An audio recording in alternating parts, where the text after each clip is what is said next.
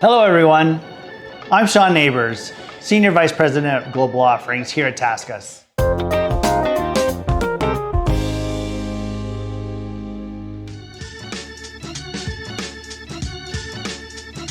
It is not for everyone. It is for most people, quite honestly, and you can do it better and cheaper and more effective in an outsourced environment. So we'll walk through each of those areas, everything from workforce to finance to contract management. All those parts will be kind of uncovered in this series.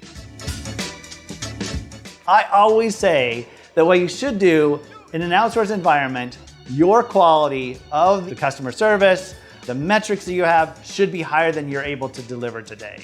If you're not getting that, you should go to a different vendor.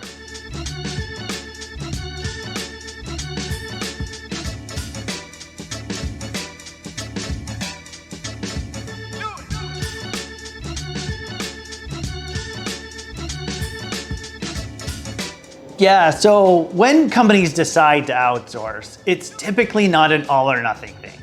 So it is building that relationship, building the fundamentals, and utilizing the outsourcer to understand how well or not you're doing it in-house. With that understanding, then you can make decisions. You can either not backfill those folks in-house and continue to build the business outsourced. If you're growing and scaling as a company, you can transition those people to kind of higher level work, kind of more tier 2 sort of work.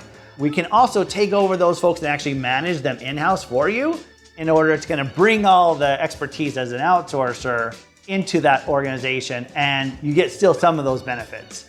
But it is a progression. It is not as soon as I do this, this all changes, or it shouldn't be. Because if you do that, you've lost a lot of that knowledge. Take time, walk through this, absolutely get savings along the way, but make sure that you're not losing anything in the process. Often what we see when companies are doing outsourcing, that tribal knowledge is it's tribal knowledge. It's not written down.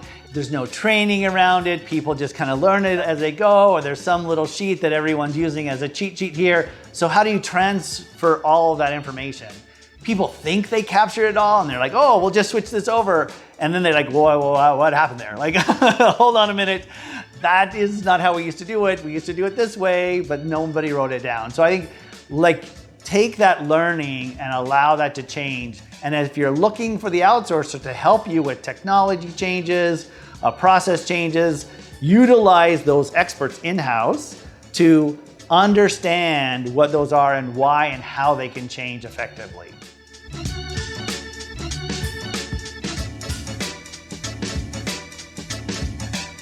Yeah, I think that good point there is you need to be as open and honest to your outsourcer that you're looking for as you expect them to be with you.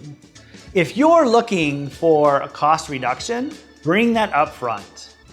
The best way to understand and make sure that there's that alignment is actually to share with that outsourcer what the work looks like today. Give me a Zoom screenshot and a video of how you're doing the business today.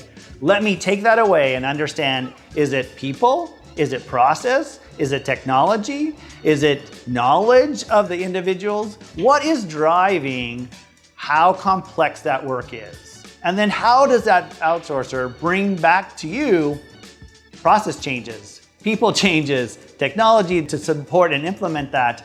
What are those two together? So then you can build out that cost model.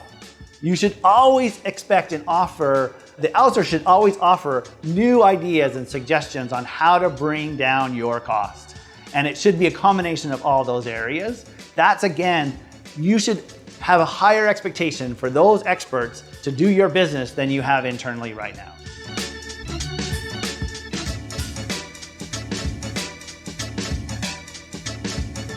Yeah, that's a great thing. You get what you pay for, that old adage you have forever. So as you make decisions, think about all the factors that drive that. And that's what this whole Inside Out is all about. What are the factors that you need to make decisions about? What are driving the cost of that business? One of the costs are attrition. So you all know attrition. especially if you're in the US, you have huge attrition that you're kind of dealing with on an ongoing basis, or in many other outsourcers. What you want to do is you want to make sure that your people are happy and they're going to stick around. That saves you money. The other thing is, in order when you do hire people in, that your proficiency to be able to make them effective is as short as possible.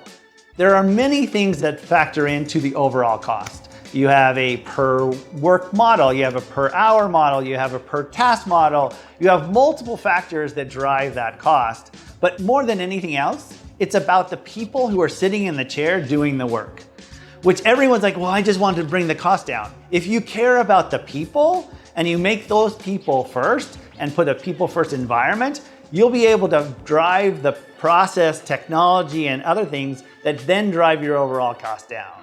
If you only care about the cost, you're not caring about the things the factors that build into that cost.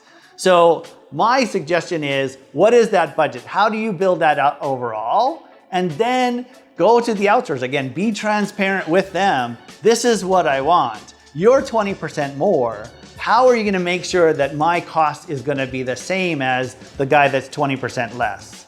Bring that together. If you talk about your attrition is going to be lower and your training is going to be lower and your quality is going to be higher, these are the things you should get for additional money.